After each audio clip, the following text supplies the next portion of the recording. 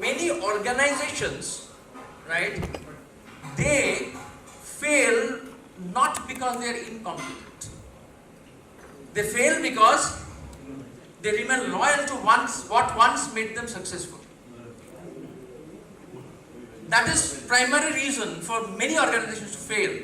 So leadership is tested not only when things are broken. Leadership is also tested when things are still working, when businesses are still making money, when processes are still making sense.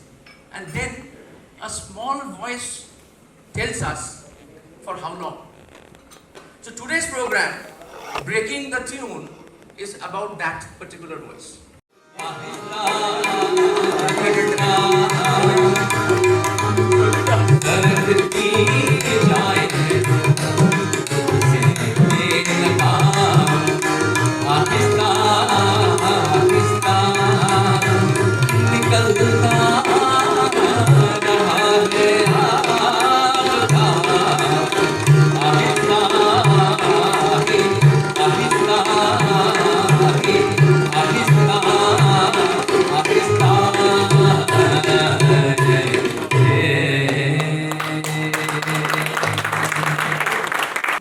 So here you saw, it was typical Urdu shairi. Lot of classical content. Every word which he's saying, he's trying to create a musical environment justifying that particular share.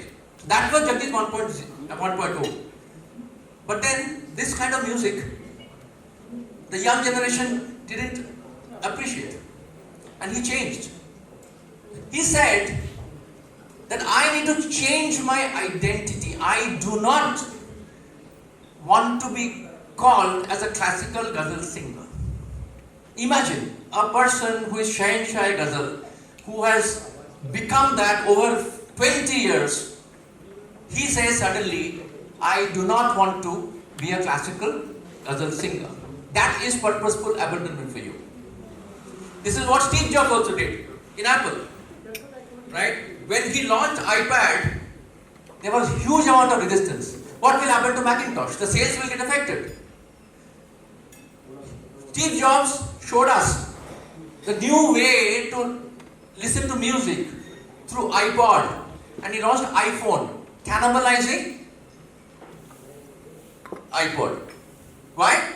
Because he said that if I do not cannibalize it today, somebody else will cannibalize it. So never protect your products. Protect your customer experience and protect your customer.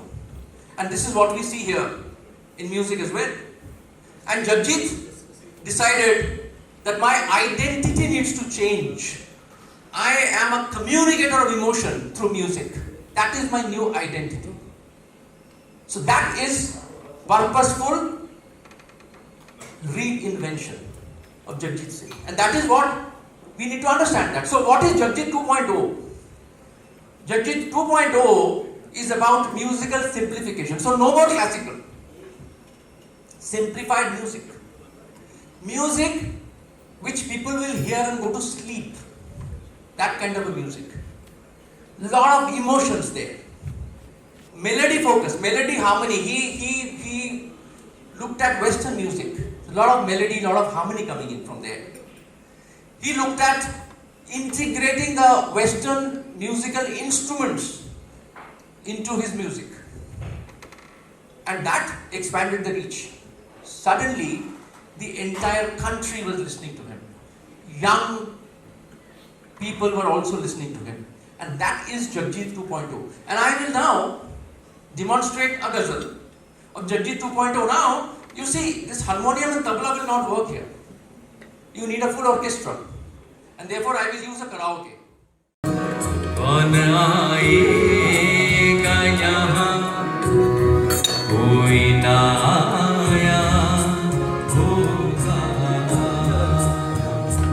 So that was Jagjit. So he changed the form to protect relevance. And that is purposeful abandonment. You don't want to become irrelevant. So, there a transformation imperative for HMEL from here?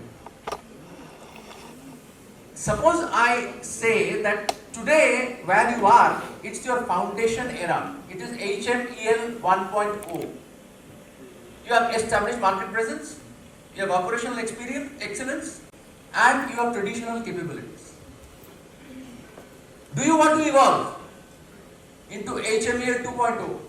And if yes, how does it look like? That is the question. Not to be answered today. Maybe you need a 3-day session for that separately. But what is important is, if you believe that you are in HMEL 1.0 today, then should you evolve to a HMEL 2.0? And therefore, there needs to be a strategic shift. Future-ready organization positioning for comparative advantage and market leadership. Uncomfortable fact or truth is knowledge versus respect. Again, you will see that a lot of companies, they do not fail because of lack of knowledge. They fail because they give undue respect to what they already know, what have made them where they are, what they have mastered. Because knowledge today is democratized. Whatever you know, whatever you have perfected, can be replicated. It can be automated as well. So knowledge is no more important.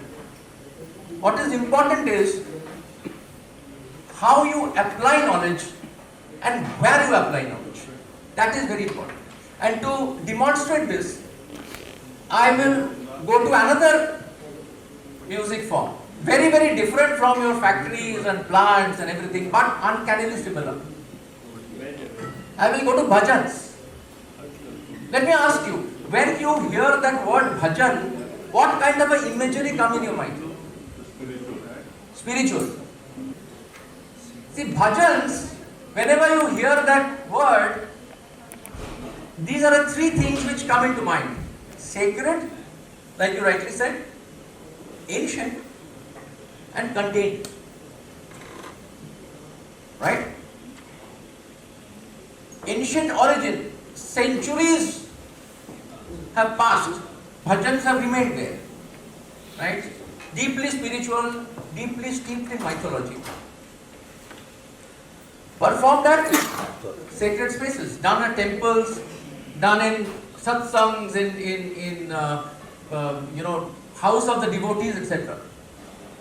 And protected by reverence, right? Because you said prayer.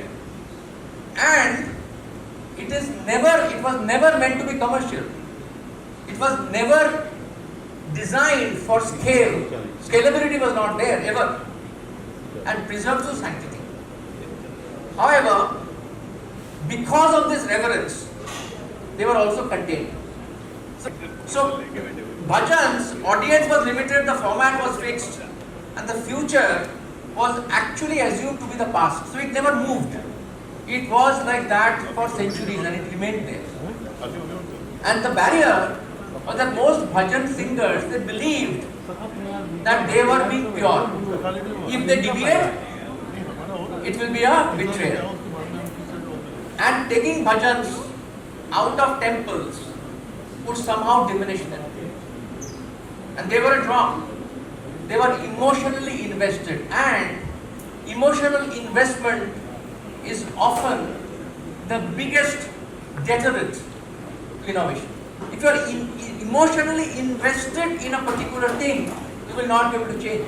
I have seen lot of entrepreneurs who have, they have created their business and they treat their business as their children. And they are emotionally invested in that business. That if that business is still not making money, or that business is not scaling up, or there is a risk, they still do not change because they are emotionally invested in that particular business. Let me demonstrate a bhajan which is a traditional bhajan. Sai Baba, Sai Baba, Sai Baba.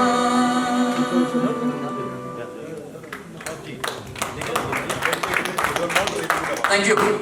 So this was a traditional bhajan. All bhajans are similar kind of standards. You have devotion and you have this. But then there was one gentleman, like you pointed out. His name is Anup Jalota.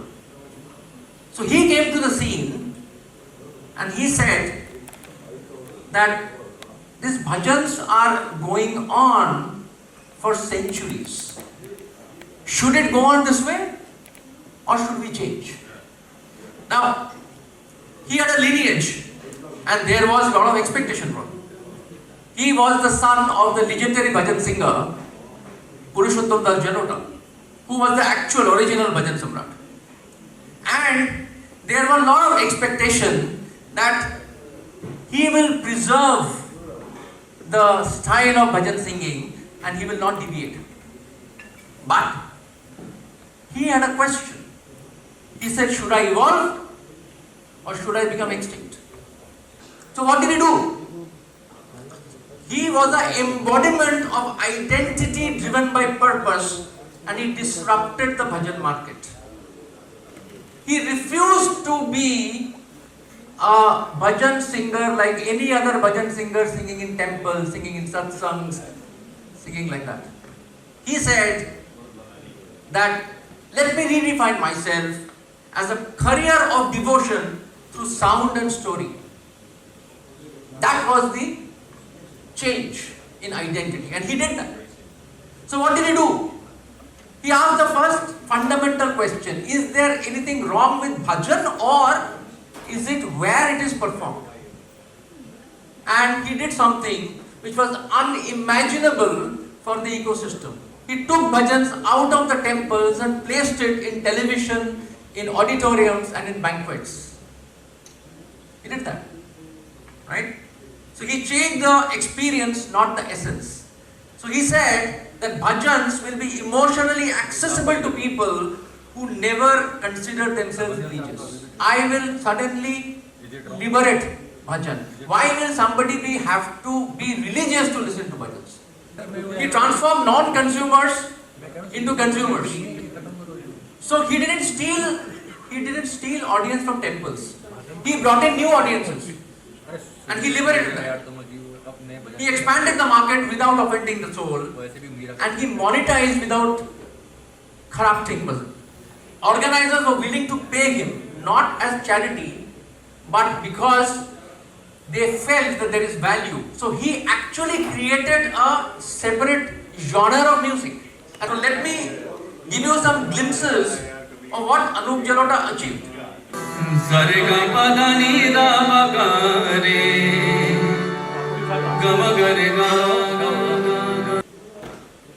What happened to the existing bhajan singers who refused to adapt? They faded, not because their music lacked depth, but because it remained locked inside a temple while the world moved outside.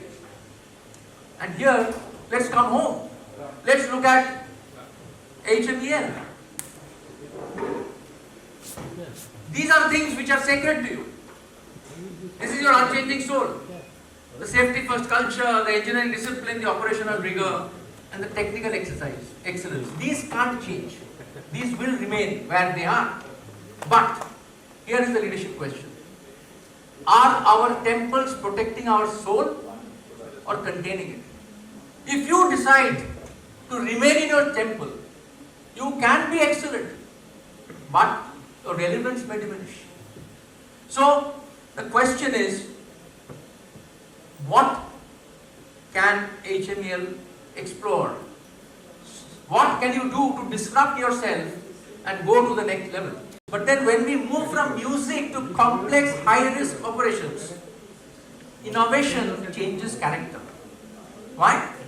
Because individuals, these are solo geniuses. They have a single vision and they have personal mastery. But when you look at large businesses, high-risk businesses, then you need organizational muscle, you need shared responsibility, and you need systemic excellence.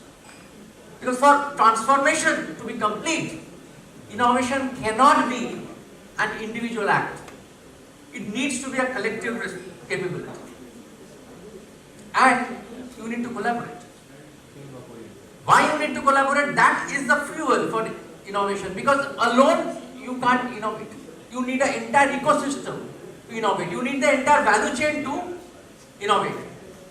So most powerful innovations emerge from strategic orchestration of diverse capabilities across boundaries. And we need a leadership shift.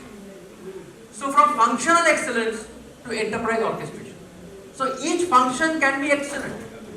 But then unless it's an orchestra, it will never work. You have seen in large orchestras that every piece of the orchestra need to be excellent, and they need to collaborate to create that music. So that orchestration has to happen. Question is, does this really work under pressure? Does collaboration happen when the stakes are life and death? When time collapses, there is huge amount of time pressure and failure is not an option.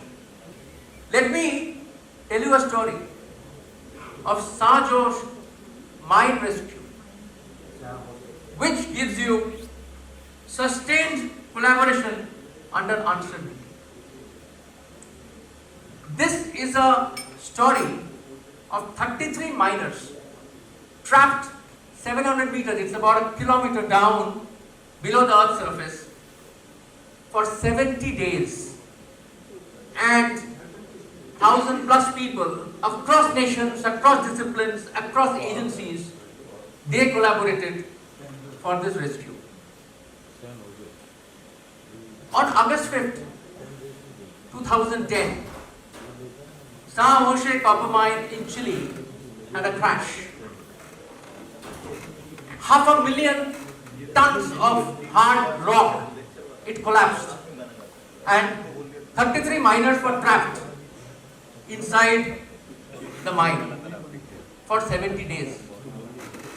What happened in those 70 days is what we are going to tell you here, and you see that story here.